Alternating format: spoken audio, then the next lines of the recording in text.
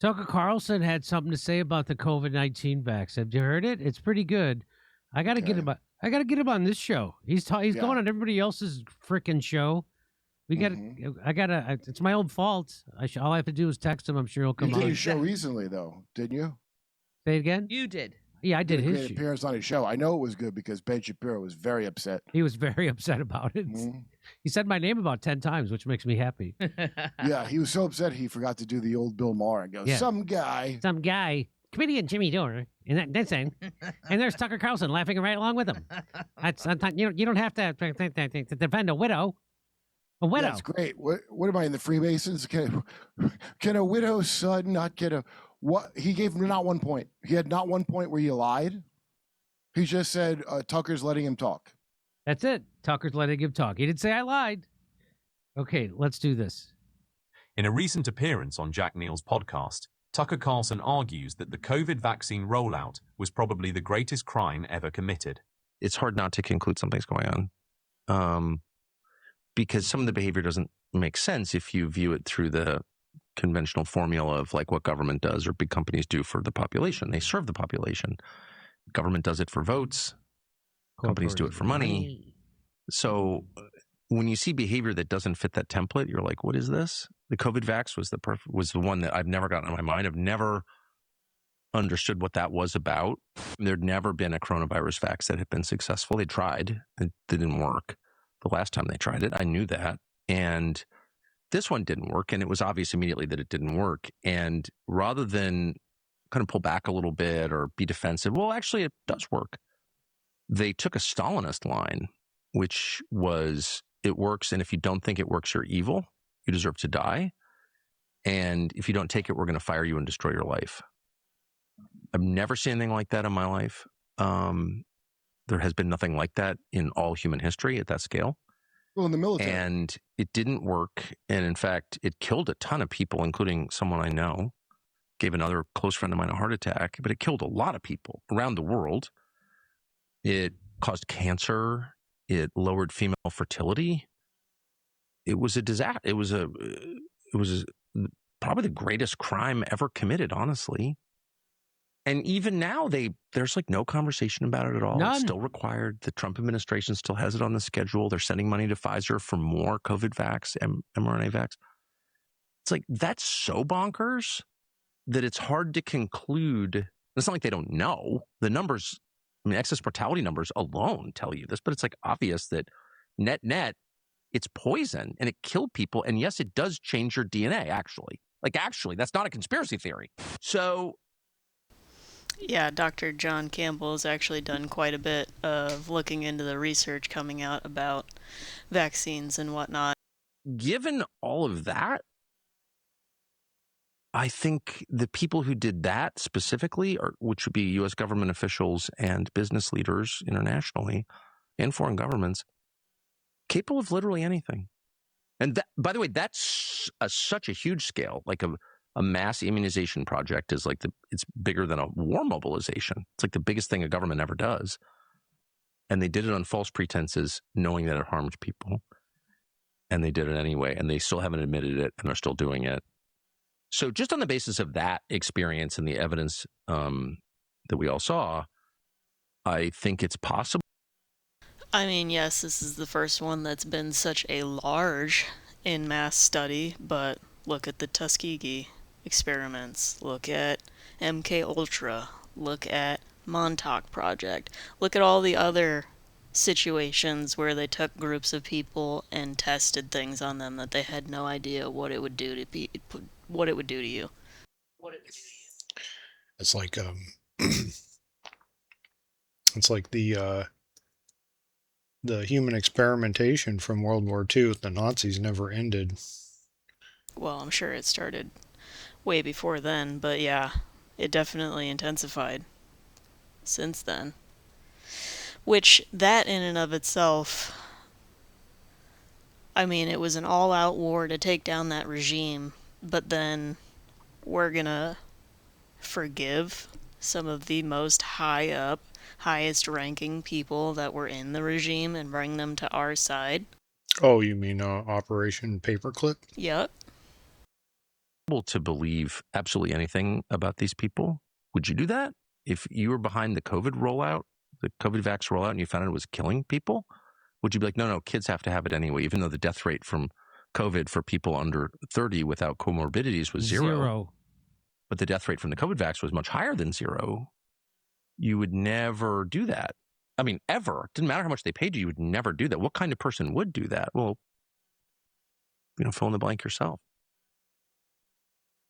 So why aren't there more people saying some stuff like that out there? Why is it only people like us and Tucker Carlson?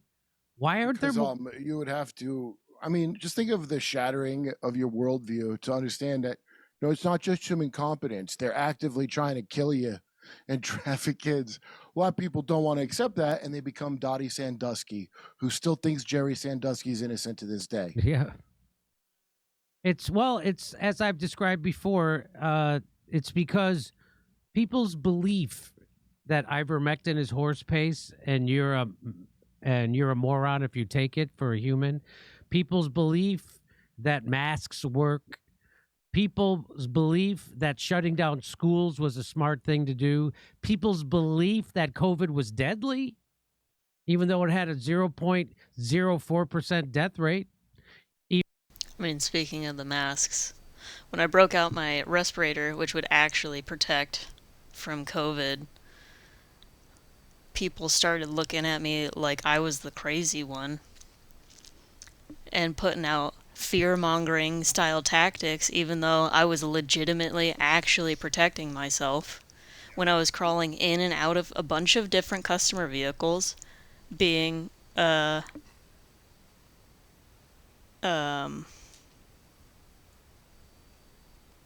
what was the employees around that time called again? Essential. Yeah, essential worker.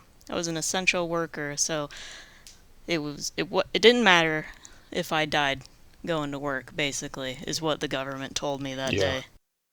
Yeah, essentially fucked. But yeah, the masks don't, on the side of the boxes, it tells you it does basically nothing for COVID.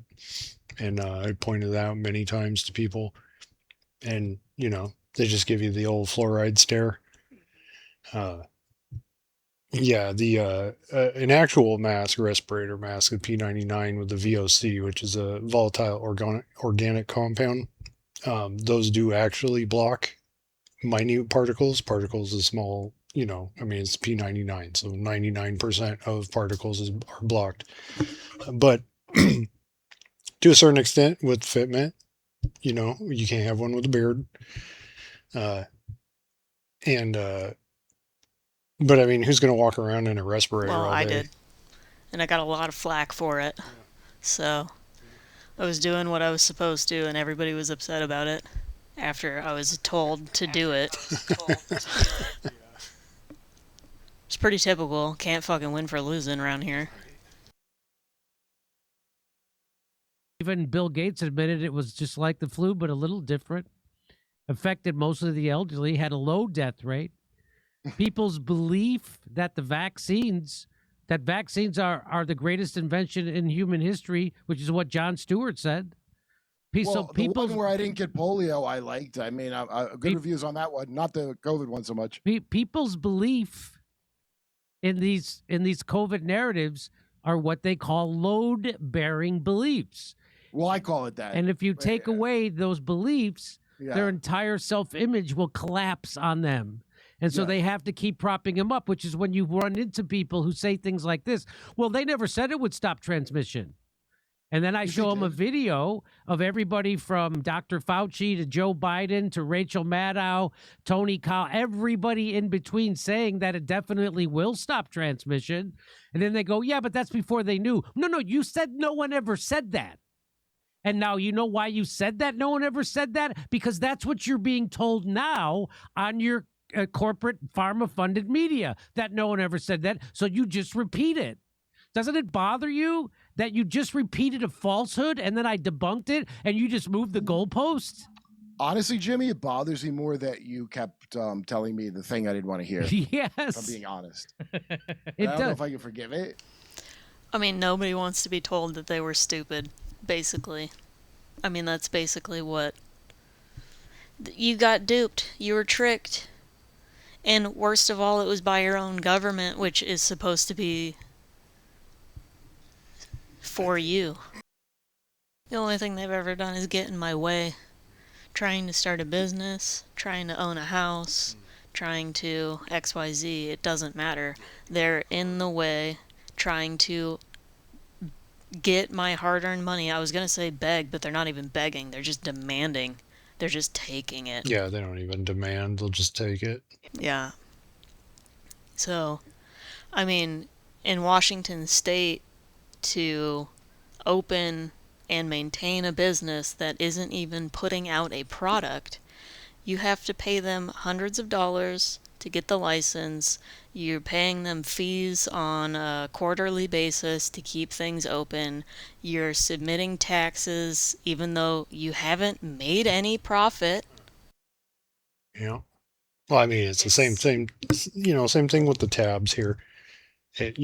We all voted for $35 tabs. It passed. It was vetoed by our governor. And now yearly my tabs are $1,600. So Yeah, we've been told here in Washington State that we don't know what we want. yeah, the Supreme Court, said we didn't know what we were even voting for. Yeah. I had a conversation with a friend of mine who doesn't talk to me anymore, by the way. We were tight for years. One of my best friends. And I was on the phone with them when I figured out all this stuff about COVID, and I told him all that stuff. It's got a low death rate. The mRNA vaccine doesn't stop transmission and contraction. You've been lied to. Masks don't work. It's all a lie. It's the whole thing. And I talked for like 15 minutes straight. I was laying out the case for him about the side effects, the excess deaths, excess mortality, the nerve damage, the myocarditis, the lowered. 15 minutes nonstop. I laid it out to him, and his response to me was, "Okay, that's a lot to take in," and that was it. That's what he said, and I haven't talked to him since. Really, we haven't. I've lost friends. I've lost people I considered family during that time. I mean, when everything was going down and everybody was being told, "Oh, 2 weeks to slow it down," or "You got to get this vaccine, otherwise you can't go visit your grandparents or whatever, they're gonna die." Like, I was sitting there trying to take in all the information and see what was truly going on, and the people that got frustrated and angry with me were going home and watching Netflix and making food and stuff and just ignoring everything. Like, they heard the first bits about how scary everything was, and then they just stopped paying attention. And when I tried to tell them or explain to them by any means that what they had initially heard is no longer the truth, they didn't want to hear it. It was just, "Why didn't you tell me that you're sick? Why didn't you get vaccinated? I went to go visit family members and they're old and can't get vaccinated, and they're at risk because you're being a douchebag." And I'm trying to look out for myself, and I'm the douchebag. And it's not like I'm just trying to look out for myself either. I'm trying to figure out what's truly going on here so that we all actually know what's going on. Because it was pretty clear from the information we were getting that nobody really knew. It's interesting how, like you're saying, people, they get hit with the fear and then they just ignore it and go back to their life. Like, it's not their problem. Somebody else will take care of it for them, and it's just blind sheep being herded by somebody's with the unknown intentions. Mm-hmm. And I remember the first news little snippet that I even saw about it. I heard something about COVID spreading through China, and whoever was standing there with me was a little concerned about it, and I was like, whatever, like, it's not gonna make it here. And then maybe a couple of weeks later, shit was closed down and I was being called an essential worker at work.